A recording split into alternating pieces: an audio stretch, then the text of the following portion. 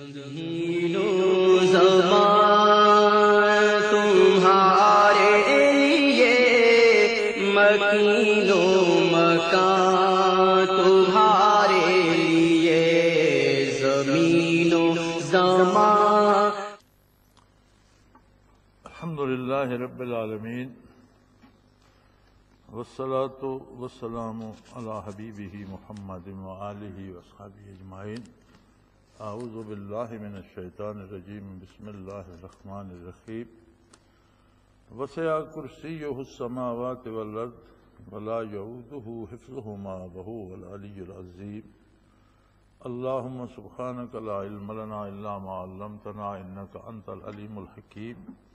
مولا یا صلی وسلم دائما ابدا علی حبیبک من زانت بہ الرسول. پچھلے جمعے کو بات یہیں تک پہنچی تھی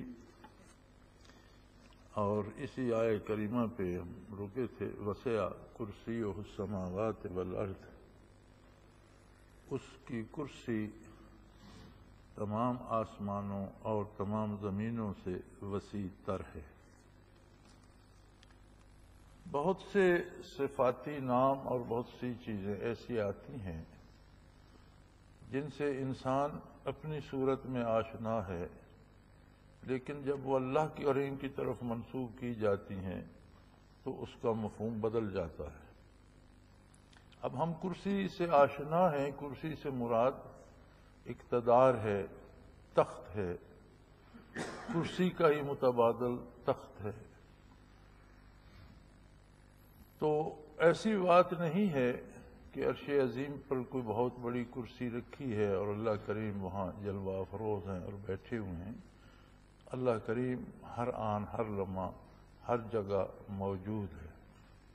جب یہ صفات اللہ کی طرف منسوب ہوتی ہیں، جیسے آتا ہے ید اللہ فوق ایدیہم، ان کے ہاتھوں پر اللہ کا ہاتھ ہے. بیت رضوان میں آتا ہے ید اللہ فوق ایدیہم، ان کے ہاتھوں پر اللہ کا ہاتھ ہے. اب انسانی ہاتھوں کو بھی ید کہا گیا اور دست قدرت کو بھی ید کہا گیا، تو جہاں ایسی صورت آتی ہے وہاں معنی بعید مراد ہوتا ہے. اب ید کا ایک معنی قریب یہ ہے کہ یہ ہاتھ ہے، اسے ید کہتے ہیں. معنی بعید یہ ہے کہ یہ پکڑنے کے یا مدد کرنے کے کام آتا ہے. جیسے ہم کہتے ہیں کہ فلاں میرا دست و بازو ہے، اب وہ بازو تو نہیں بن جاتا، وہ اس کی سپورٹ بن جاتا ہے. تو جہاں ید اللہ کا لفظ آئے گا وہاں یہ ہوگا کہ اللہ کی مدد اس کے ساتھ ہے. یہ نہیں کہ جیسا ہمارا ہاتھ ہے ایسا اللہ کا بھی ہاتھ. اللہ کو مجسم تصور نہیں کریں گے آپ. تو مراد یہ ہوگی، معنی بعید یہ ہوگا. معنی قریب یہ ہے کہ یہ ہاتھ ہے. معنی بعید یہ ہے کہ اس سے جو کام ہوتا ہے اس کو معنی بعید کہا جاتا ہے، جو الٹیمیٹ ریزلٹ ہوتا ہے، جو آخری نتیجہ ہوتا ہے. تو نتیجہ کسی کے دست و بازو بننے کا کیا ہوتا ہے کہ اس کا بندہ معاون ہوتا ہے، مددگار ہوتا ہے. تو جہاں یہ لفظ آئے گا ید اللہ فوق ایدیہم، تو اس کا معنی یہ ہوگا کہ اللہ پوری طرح سے اپنی قدرت کاملہ کے ساتھ ان کا معاون و مددگار ہے. اسی طرح کرسی سے مراد اقتدار ہے. دنیا میں تو ایک مجسم کرسی اقتدار بن جاتی ہے، اور اللہ کریم ہماری سوچ، ہماری فکر اور جسم سے بالا تر ہستی ہے، ہر جگہ ہر آن موجود ہے. لیکن جس طرح زمین پر بیت اللہ شریف ایک قبلہ ہے عبادات کے لیے، روئے زمین کے مسلمان قبلہ شریف کی طرف منہ کر کے نماز پڑھتے ہیں، دعائیں مانگتے ہیں، حج کرتے ہیں بیت اللہ کا.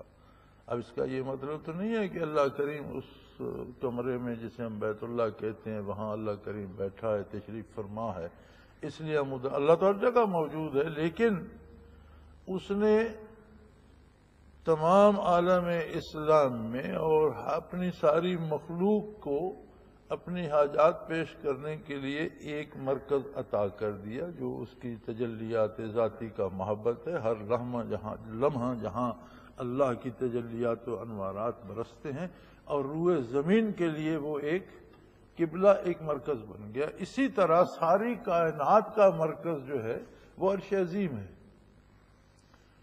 جسے آپ آج کی زبان میں سیکریٹریٹ کہہ سکتے ہیں۔ اب اللہ کریم اس سیکریٹریٹ میں قید نہیں ہے، لیکن قبلہ حاجات عرش عظیم۔ ہم بھی جب دعا مانگتے ہیں رخ قبلہ شریف کی طرف ہوتا ہے، لیکن ہاتھوں کا رخ ہم عرش عظیم کی طرف کرتے ہیں۔ ایک دفعہ یہ بھی بحث چلی تھی، ہمارے علماء اللہ پاک سب کے درجات بلند رکھے، ان چھوٹی چھوٹی باتوں پہ بھی بحث کرتے ہیں، جس کا نتیجہ یہ ہوتا ہے کہ بات کے سارے پہلو کھل کر سامنے آ جاتے ہیں۔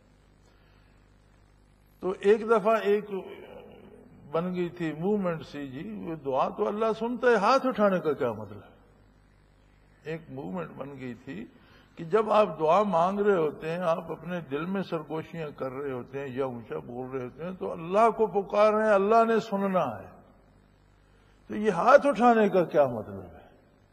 تو مجھے یاد ہے حضرت رحمت اللہ تعالی علیہ نے اس کا جواب یہی دیا تھا کہ علماء حق اس بات پہ متفق ہیں کہ اس کا عرش، اس کی کرسی تمام مخلوق کے لیے قبلہ حاجات ہے، اس کا قبلہ ہے، اس کا مقام ہے، اور ہاتھ اس لیے اٹھائے جاتے ہیں کہ ہاتھوں کا رخ اس مرکز کی طرف ہو، اس قبلہ حاجات کی طرف ہو جو خود اللہ نے مقرر کر دیا ہے۔ منہ اس لیے بیت اللہ شریف کی طرف کیا جاتا ہے کہ اللہ نے مقرر کر دیا۔ اب اگر خدا نہ خواستہ کوئی بیت اللہ شریف کے پتھر اکھیڑ لیتا ہے، ساری عمارت اکھیڑ لیتے ہیں، ہم اسے اٹھا کر کہیں اور لے جاتے ہیں، انہی پتھروں سے ویسی ہی عظیم الشان عمارت وہاں بنا دیتے ہیں، تو کیا وہ جگہ بیت اللہ بن جائے گی؟ ہرگز نہیں۔ بیت اللہ وہی نقطہ رہے گا جو اللہ نے مقرر کر دیا۔ یہ در و دیوار، یہ پتھر اس نقطے کی، اس مقام کی نشاندہی کر رہے ہیں، مرکز وہی مقام رہے گا۔ میں ایک دفعہ امریکہ میں تھا، تو میری ایک ملاقات فائٹر پائلٹ سے ہوئی۔ جب مصر نے اسرائیل کے یہ مورچے توڑے تھے اور اسرائیل کو بھگایا تھا انوار السادات نے، تو وہ مصر کا رہنے والا تھا، اور اس وقت وہ مصر ایئر فورس میں فائٹنگ پائلٹ تھا، اور اس لڑائی میں اس نے حصہ لیا۔ تو میری اس سے امریکہ میں ملاقات ہوئی، پھر وہ آرمی چھوڑ کر سول میں چلا گیا اور یہ پرائیویٹ کمپنیوں کے جہاز اڑاتا تھا۔ تو بیت اللہ شریف کی بات ہوئی تو وہ کہنے لگا، جی ہمیں پہلی بات تو یہ ہے کہ ہمیں پڑھایا یہ جاتا ہے کہ اگر آپ اس ایریے سے گزرے تو بیت اللہ کے اوپر سے کبھی نہ گزریں، ہاں آپ کتنی ہائٹ پر بھی ہوں۔ اس لیے نہیں کہ سارے لوگ بیت اللہ کا ادب کرتے ہیں، وہ کہتا تھا اس لیے کہ اگر جہاں بیت اللہ ہے اس کی زد میں جہاز آ جائے تو اس کے جتنے میٹر ہیں جہاز میں بے شمار وہ لگے ہوتے ہیں ڈیجٹس، اور وہ گھڑیاں سے بے شمار ڈیجٹ ہوتے ہیں، اس نے کہا سارے ڈیجٹ کام چھوڑ جاتے ہیں اور سوئیاں بیکار ہو جاتی ہیں۔ یعنی سائنٹیفکلی یہ پرابلم ہے جہاز کا کہ وہ بیت اللہ کے عین اوپر سے نہ گزرے۔ اس قدر تجلیات و انوارات ہوتے ہیں کہ الیکٹرانک جتنی اس میں چیزیں لگی ہیں ان کو ڈسٹرب کر دیتے ہیں۔ تو کہنے لگا جی ہم اپنی فلائٹس میں یہ خیال رکھتے تھے کہ کبھی عین بیت اللہ کے اوپر نہیں آنا، اور کوئی جہاز آ جاتا تو پھر وہ بیکار ہو جاتا۔ پھر پائلٹ کو یہ سمجھ بھی نہیں آتی تھی کہ وہ لینڈ کیسے کرے اور کس سمت جا رہا ہے، اس کا ملک کدھر ہے یا اس کا ہوائی اڈہ کہاں ہے۔ وہ سارے ڈیجٹس اس طرح بیکار ہوتے تھے کہ وہ کام چھوڑ جاتے تھے۔ تو اب پائلٹ صرف اپنی اس پہ نظر پہ رہ جاتا تھا، اور نظر سے اس ہائٹ پہ ٹریس کرنا کہ میں کہاں ہوں وہ ممکن نہیں ہوتا۔ تو اسٹرکٹلی منع کیا جاتا تھا کہ بیت اللہ کے اوپر سے نہ، وہ محبت تجلیات الہی ہے اور ہمیشہ کے لیے اللہ نے مقرر کر دیا، لہذا بیت اللہ تحت الثری تک بیت اللہ ہے، عرش اولا تک بیت اللہ ہے، اس کے اوپر کچھ نہیں بنایا جا سکتا۔ جو کچھ ہے وہ ایک مرکزی نقطہ ہے جہاں تجلیات باری متوجہ رہتی ہیں۔ اسی طرح عرش عظیم پر بھی ایک نقطہ ہے، ایک مقام ہے، ایک جگہ ہے۔ عرش عظیم پر بھی ساری کائنات کا قبلہ حاجات عرش عظیم پر ہے، آپ اسے عرش کا قبلہ کہہ دیجئے۔ اسی کو یہاں قرآن حکیم میں کرسی سے کہا گیا ہے، وسع کرسیہ السماوات والارض، اس کی سلطنت، اس کا دارالخلافہ، اس کا سیکریٹریٹ، اس کی قبول کرنے کا مقام، اس کی قبول کرنے کی قوت، اس کی طاقت مخلوق سے زیادہ ہے۔ ساری مخلوق بھی ایک وقت میں سب کچھ مانگنے لگ جائے تو پھر بھی طلب کم ہے اور اس کی شان اس سے بڑی ہے۔ وسع کرسی السماوات والارض کا مفہوم یہ ہوگا کہ اللہ کی کتنی مخلوق ہے، زمین پر، زمین کے نیچے، پانیوں میں، سمندروں میں، ہواؤں میں، یہ ساری تو کرۂ ارض پر ہے، لیکن آسمان کے اندر کتنی کائناتیں ہیں، کتنے کرے، کتنے ستارے، کتنے سیارے ہیں، اس کا انتہائی حقیر سا ایک حصہ زمین ہے، بہت چھوٹا حصہ، بے شمار اس سے اربوں گنا بڑے سیارے فضا میں موجود ہیں جنہیں آج تک کوئی گن نہیں سکا، ایک کہکشاں آج تک شمار نہیں کی گئی، جبکہ کہکشاؤں کی تعداد بھی شمار سے باہر ہے۔ تو اگر یہ ساری مخلوق اللہ نے فرما دیا وہ میرا ایک ایسا مرکز ہے کہ جہاں آپ سارے مانگ سکتے ہیں، تو یہ ساری مخلوق ایک ہی وقت میں مانگنے لگ جائے تو کیا ہوگا؟ تو اس نے فرمایا کہ ساری مخلوق ایک ہی وقت میں مانگنے لگ جائے تو میرا ہیڈ آفس مصروف نہیں ہوگا، بلکہ اس کی وسعت اس سے کہیں زیادہ ہے جو تم سوچ بھی نہیں سکتے۔ وہاں ایسا ہی ہوگا جیسے کہ کسی بڑے دفتر میں ایک عرضی پہنچی ہو۔ انسانی دماغ اللہ نے خود دیا ہے اور وہ سوچتا ہے۔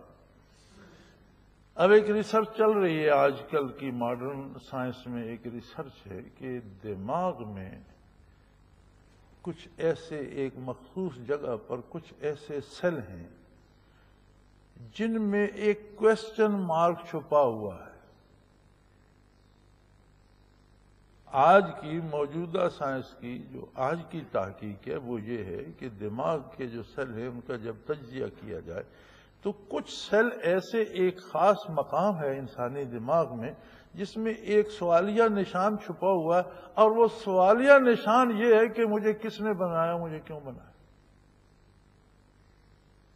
جس کا جواب آج سائنسدان دے رہے ہیں کہ اسی لیے دنیا میں جہاں بھی انسان ملا، تہذیب سے ناآشنا ملا، لباس پہننے کی فرصت یا سمجھ نہیں ہے، شعور نہیں ہے، اس کو کھانا بنانے کا شعور نہیں ہے، گھر بنانے کا شعور نہیں ہے، جنگلوں میں جھاڑیوں میں برہنا رہتا ہے، لیکن کچھ نہ کچھ مذہب کے نام پر اس نے اپنا رکھا ہے، کسی نہ کسی طاقت کو اس نے اپنا محافظ بنا رکھا ہے، کہیں سپرٹس کو پکارتا ہے، کہیں جنوں کو، کہیں ستاروں کو، کہیں روحوں کو، کہیں انسانوں کو، اور بڑا خوش نصیب وہ ہوتا ہے جو اس سوال کا صحیح جواب پا لیتا ہے کہ یہ اللہ ہے جس نے مجھے بنایا اور یہ اللہ ہے جو میری حفاظت کرنے والا ہے۔ ورنہ دنیا میں جہاں انسان ہے وہ چاہتا ہے کہ کوئی غیبی طاقت ہو جسے میں خوش رکھوں اور وہ میرے کام کرتی رہے اور میری حفاظت کرتی رہے اور میری طاقت بنی رہے۔ تو آج کی سائنس نے بڑی تلاش بسیار کے بعد جو بات آج سے 1450 سال پہلے محمد الرسول صلی اللہ علیہ وسلم نے بتلائی تھی کہ انسان کے دل میں ہم نے یہ امانت زمینوں کو سپرد کی، آسمانوں کو، پہاڑوں کو، لیکن فابینا یحملناہا، انہوں نے کہا یہ بوجھ ہم نہیں اٹھا سکتے، حملھا الانسان، انسان نے اس بوجھ کو اٹھایا۔ یہ وہی کویسچن مارک ہے کہ کس نے مجھے پیدا کیا، کیوں پیدا کیا، میں کون ہوں، میرا مصرف کیا ہے، یہ ہر دماغ میں موجود ہے۔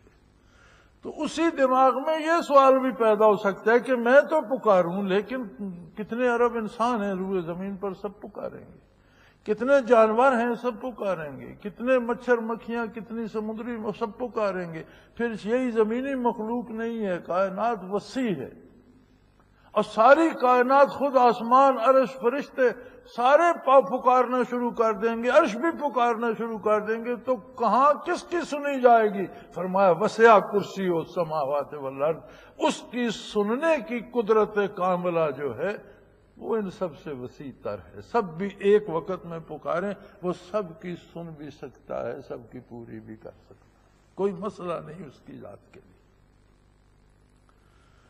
تو بعض لوگوں نے یہ سمجھا کہ کوئی کرسی عرش عظیم پر پڑی ہے، اللہ وہاں جلوہ افروز ہیں، ایسی بات نہیں ہے، اللہ کو مجسم تصور آپ نہیں کر سکتے، انسانی عقل مخلوق ہے، ایک دائرہ ہے جسے مخلوق کہتے ہیں. اب اس دائرے کے جو کچھ اندر آئے گا اس میں جستجو کرنا تو انسانی عقل کے بس میں ہے. اسے پتہ چلے یا نہ چلے لیکن وہ تلاش تو کر سکتے. جو اس دائرے سے باہر ہے اسے کیسے تلاش کرے گی؟ کیونکہ اس کی تو لمٹ، عقل تو مخلوق ہے، مخلوق کی ایک لمٹ ہے. اللہ لامحدود ہے، حدود سے بالا تر ہے. اس لیے اسے نہ ہم سوچ سکتے ہیں نہ اس کی مثال دے سکتے ہیں. مان سکتے ہیں کہ وہ بے مثل ہے، بے مثال ہے، لا شریک ہے، واحد ہے، کوئی اس جیسا نہیں. اور یہ سوال کہ اگر ہم سب مانگنا شروع فرمایا، ساری کائنات مانگنا شروع کر دیں، ساری زمینیں، سارے آسمان، سارے سیارے ستارے، ان کی ساری مخلوق، عرش عظیم، سب کچھ، ہر چیز جو بھی دائرے تخلیق میں ہے، سب کچھ مانگنا، سارے مانگنا. کیونکہ عرش جو ہے، عرش کی آخری حد عالم خلق کی حد ہے. آخری عرش سے اوپر عالم امر آ جاتا ہے. عالم امر مخلوق نہیں ہے، امر اللہ کی صفت ہے. وہاں سے صفات الہی شروع ہو جاتی ہے. جہاں تک تخلیق کی حد ہے، ساری مخلوق آنے واحد میں مانگنا شروع کر دے تو فرمایا اللہ کی ذات پہ کوئی گراں نہیں ہے، کوئی بڑی بات نہیں ہے. سب کی ایک وقت میں سن بھی لے گا، سب کی پوری بھی کر سکتا ہے، جسے جو چاہتا ہے عطا کر دیتا ہے. تو یہ مفہوم ہے وسع کرسیہ السماوات والارض. اب ایک بات اور آ جاتی ہے، بھی سننے کی قوت بھی ہے، پوری کرنے کی قوت بھی ہے، لیکن اتنی بے پناہ مخلوق جو کسی حد و شمار میں نہیں آ سکتی، اس کی سنتے سنتے، پوری کرتے کرتے تو تھک جاتا ہوگا. فرمایا وَلَا يَئُودُهُ حِفْظُهُمَا، ساری کائنات کی حفاظت اسے تھکا نہیں سکتی. ان باتوں سے پاک ہے بالا تر. ہر آن سنتا ہے، ہر آن جانتا ہے، ہر ایک کی سنتا ہے. اور تھکنے کا وصف مخلوق کا ہے، خالق کا نہیں. مخلوق تھک جاتی ہے، وہ نہیں تھکتا. جو جتنا زیادہ مانگتا ہے، جو جتنا بار بار مانگتا ہے، جو ہر وقت مانگتا رہتا ہے، اس سے وہ زیادہ خوش ہوتا ہے، اس پر زیادہ راضی ہوتا ہے، اس پر زیادہ احسان فرماتا ہے. وَلَا يَئُودُهُ حِفْظُهُمَا، اسے یہ سب کی طلب تھکا نہیں سکتی، ساروں کی، سب کی حفاظت تھکا نہیں سکتی. سب کو سنبھالنا، ارض و سما کو، کائنات کو، اس ہر ایک چیز کو سنبھالنا. آج تو سائنس یہ مان رہی ہے کہ اللہ کریم نے کشش ثقل کا ایک ایسا توازن رکھا ہے کہ ہر سیارہ، ہر ستارہ، کائنات کا ہر ذرہ اپنی اپنی جگہ پر ایک جال میں بندھا ہوا ہے جو نظر نہیں آتا. ایک ایسی طاقت ہے جو نظر نہیں آتی لیکن اس نے ہر چیز کو باندھ رکھا ہے. ہم روزانہ دیکھتے ہیں کہ درختوں سے پھل پک کر گرتے ہیں، لیکن ایک سائنسدان نے دیکھا کہ سیب درخت سے زمین پر گرا تو وہ اس فکر میں لگ گیا کہ سیب زمین پر کیوں گرا، سیب ہوا میں کیوں نہیں اڑ گیا، سیب درخت کے ساتھ اٹکا کیوں نہیں رہا، آخر زمین پر گرنے کی کیا ضرورت تھی. صرف اس چھوٹی سی بات سے سائنس اس نظریے پر پہنچی کہ ایک خاص کشش ہے ہر سیارے کے اندر جو اس کی بسنے والی چیزوں کو اس کے ساتھ وابستہ رکھے، کہیں بھاگنے نہیں دیتی. اسے کشش ثقل کہتے ہیں، بوجھ کو کھینچنے کی طاقت. یہ صرف ہر سیارے میں نہیں، سیاروں کے درمیان بھی یہ جال بنا ہوا ہے. اور اتنا وہ فول پروف یا اس میں اتنا غلطی کا امکان نہیں ہے کہ جتنے عرصے سے سورج چل رہا ہے اگر وہ کبھی 1 سینٹی میٹر کا 1000واں حصہ بھی قریب ہوتا جاتا، اپنے اس دائرے سے نکل پڑتا، تو آج تک زمین بھی سورج بن چکی ہوتی. اور اگر وہ اتنا دور ہونا شروع ہو جاتا تو شاید زمین یکبستہ ہو چکی ہوتی اور جم چکی ہوتی اور زندگی کا امکان نہ ہوتا. ہر ستارہ، ہر سیارہ اس جال کا جو نظر نہیں آتا اس کا اسیر ہے اور اپنے اپنے دائرے میں اپنا اپنا کام کر رہا ہے۔ تو آج سائنس بھی یہ مانتی ہے کہ صرف کشش سکل میں اگر خرابی آ گئی تو یہ اتنی بری طرح ٹکرائیں گے کہ کچھ بھی باقی نہیں بچے گا، سارے تباہ ہو جائیں گے۔ اسی کو قرآن نے قیامت کہا ہے، حشر کہا ہے۔ ہر کل من علیہا فان، ہر چیز نابود ہو جائے گی، ہر چیز فنا ہو جائے گی۔ تو قرآن حکیم نے آقا نامدار صلی اللہ علیہ وسلم نے جو خبر صدیوں پہلے دی، بڑا عرصے بعد گرتے پڑتے سائنس وہاں پہنچتی ہے، اور ایمان ایسی قوت ہے کہ جو پل بھر میں وہاں اس یقین پہ پہنچا دے۔ سائنس پھر اپنے قاعدوں میں الجھی رہتی ہے، اور یہ بات ہے کہ مخلوق کی صفات کو سمجھنے کے بعد پھر خالق کو سمجھنے سے قاصر رہ جاتی ہے۔ خالق کو سمجھانا صرف نور نبوت سے ممکن ہے، یہ صرف نبی کا کام ہے۔ جو نبی پر ایمان نہیں لائے گا وہ خالق کو نہیں سمجھ سکتا، نہ مان سکتا ہے نہ جان سکتا ہے۔ تو فرمایا وَلَا يَؤُودُهُ حِفْظُهُمَا، اسے ان تمام جہانوں کا اور زمینوں آسمانوں کا سنبھالنا تھکا نہیں سکتا، وہ اس سے پاک اور بالا تر ہے۔ وَهُوَ الْعَلِيُّ الْعَظِيمُ، اور وہ بہت بلند و بالا ہے۔ تمہاری سوچ، تمہاری فکر، تمہاری عقل، یہ تو تم سوچ سکتے ہو کہ ساری کائنات مانگنا شروع کر دے، یہ تو تم سوچ سکتے ہو کہ ان سب کو سنبھالنے کی ضرورت ہے، لیکن اس کی قدرت کاملہ کو تم سوچ بھی نہیں سکتے، وہ تمہاری سوچوں سے بھی بلند تر ہے اور وہ بہت بڑا ہے، اس کی طاقت بے حد و بے شمار ہے۔ اللہ لا الہ الا ہو سے لے کر وہو العلی العظیم تک ان آیات مبارکہ کو آیات الکرسی کہا گیا ہے۔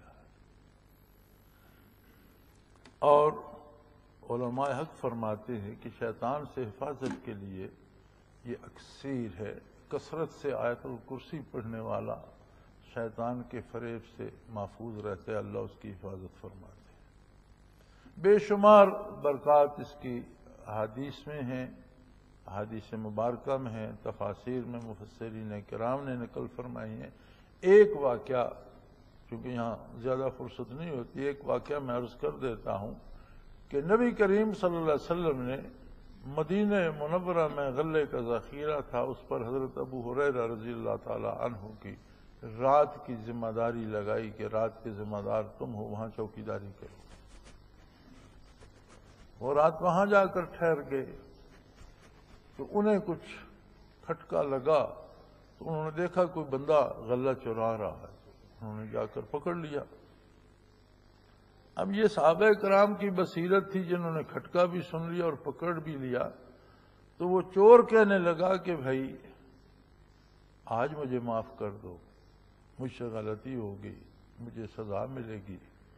تو حضور معاف کرنے والے ہیں، اللہ معاف کرنے والا ہے، تم مجھے معاف کر دو، میں پھر نہیں آؤں۔ انہوں نے چھوڑ دیا۔ صبح جب بارگاہ نبوی میں پہنچے تو حضور صلی اللہ علیہ وسلم متبسم تھے اور فرمایا بھائی ابو ہریرہ رات کیا ہوا؟ عرض کہ یا رسول اللہ اس طرح ایک بندہ آیا تھا تو میں نے اسے پکڑ لیا، لیکن اس نے بڑی منت سے ماجت کی، اللہ کے واسطے دیے، آپ کے کرم کے واسطے دیے، تو میں نے کہا چلو پکڑا گیا، غلہ بھی اس نے پھینک دیا تو دفع کرو جان، میں نے چھوڑ دیا یا رسول اللہ۔ فرمایا تم نے تو چھوڑ دیا لیکن وہ جھوٹا ہے، پھر آئے گا۔ اب دوسری رات تو پھر انہیں حضور نے فرما بھی دیا تھا پھر آئے گا، وہ خبردار تھے، اور پھر پکڑا گیا۔ پھر بڑی منتیں کی اس نے اور بڑی قسمیں کھائیں کہ پھر کبھی ایسا نہیں کروں گا، انہوں نے پھر چھوڑ دیا۔ صبح بارگاہ عالی میں پہنچے تو آپ نے پھر پوچھا کہ بھئی وہ ابو ہریرہ رات کیا ہوا؟ یا رسول اللہ پھر آ گیا تھا، آپ کا فرمان برحق تھا، میں نے پکڑ بھی لیا لیکن بڑی منتیں کی اس نے، بڑے واسطے دیے، میں نے چھوڑ دیا۔ حضور خاموش ہو گئے۔ تیسری رات وہ پہرا دے رہے تھے تو بندہ پھر پکڑا گیا، چوری کر رہا تھا غلہ، انہوں نے پکڑ لی۔ انہوں نے کہا اب نہیں چھوڑ، اب بہت ہو چکی، میں نے 2 دفعہ تجھے معاف کر دیا، اب میں تجھے حضور کے پیش کروں گا، کھینچ کر لے جاؤں گا۔ وہ کہنے لگا اگر میں تمہیں ایک بات بتا دوں کہ شیطان تمہارا کچھ نہ بگاڑ سکے تو پھر مجھے چھوڑ دو گے؟ پھر یہاں بتا دو۔ کہنے لگا بھی جب رات کو عشاء سے فارغ ہو کر سونے کے لیے کمرے میں داخل ہوتے ہو تو آیت الکرسی پڑھ کر کمرے کا دروازہ بند کر دیا کر، شیطان اس کمرے میں داخل نہیں ہوگا، تو رات تم محفوظ رہو گے۔ اب مجھے چھوڑ دو۔ میں وعدہ کر لیا تھا تو اس سے چلو چھوڑ دیتا ہوں، لیکن پھر نہ۔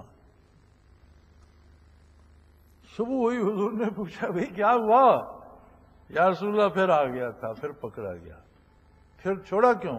یا رسول اللہ اس نے مجھے کہا کہ میں تمہیں ایک بات بتاتا ہوں کہ تمہارے کمرے میں شیطان نہیں آئے گا، اور اس نے مجھے بتایا کہ اگر تم دروازہ بند کرتے وقت آیت الکرسی پڑھ کے بند کر دو تو شیطان رات کو اندر نہیں آئے گا جب تک دروازہ کھولو گے نہیں۔ تو میں چونکہ ہاں کر چکا تھا تو میں نے اسے چھوڑ دیا۔ آپ نے فرمایا ہے تو جھوٹا، بات تجھے سچی بتا گیا۔ آپ صلی اللہ علیہ وسلم نے فرمایا کہ ہے تو جھوٹا، لیکن یہ بات جو تجھے اس نے بتائی یہ سچی تھی۔ تو انہوں نے اس کی رسول اللہ یہ کون تھا؟ آپ تو جانتے ہیں کون تھا؟ فرمایا شیطان تھا۔ اب یہ صحابہ کی بصیرت تھی کہ انہوں نے اس کا کھٹکا بھی سن لیا، اسے دیکھ بھی لیا، اسے پکڑ بھی لیا، اور ایک عام آدمی ہی سمجھا، یہ ان کی بصیرت تھی۔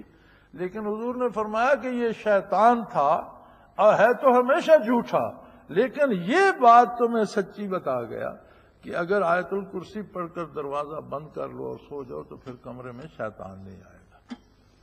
تو اس کے فضائل بے شمار ہیں جو تفاسیر میں اور احادیث مبارکہ میں ہیں، اور عموماً فرائض کے بعد اکثر لوگوں کی عادت ہوتی ہے کہ وہ ایک آدھ بار آیت الکرسی ضرور پڑھتے ہیں۔ متقدمین کی عادت بھی رہی ہے، اس کو کثرت سے پڑھا جاتا ہے۔